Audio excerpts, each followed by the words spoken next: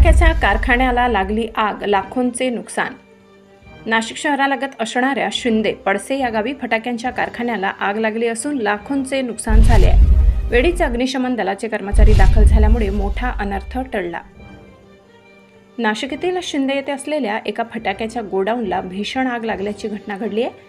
आग मोठ्या प्रमाणात असल्याने गोडाऊनमधून धुराचे लोट बाहेर पडताना दिसत आहे। पोलीस आणि अग्निशमन विभागाचे कर्मचारी घटनास्थळी दाखल झाल्याने आगीवर नियंत्रण मिळवण्यासाठी शर्थीचे प्रयत्न करण्यात आले। यात 4 कामगार जखमी झाले असून 2 कामगारांवर बिटको रुग्णालयात उपचार सुरू आहेत। याबाबत अधिक माहिती अशी की नाशिकच्या शिंदे गावातील फटाक्याच्या गोडाऊनला 10 सप्टेंबर रोजी दुपारी 1 ते 1:30 वाजेच्या सुमारास अचानक आग लागली। गोडाऊनमध्ये असलेले फटाके एकामागे एक फुटत असल्याने परिसरात मोठमोठे आवाज येत होते, तर धुराचे लोट आकाशामध्ये पसरल्याचे दृश्यामधून पाहायला मिळत आहे। काही दिवसावर दिवाळी असल्याने गोडाऊनमध्ये फटाक्यांचा साठा जमा केला जात होता।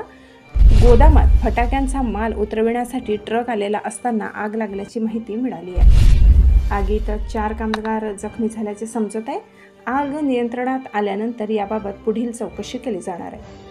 S9 TV न्यूजसाठी नाशिक प्रतिनिधी योगेश गांगुर्डे।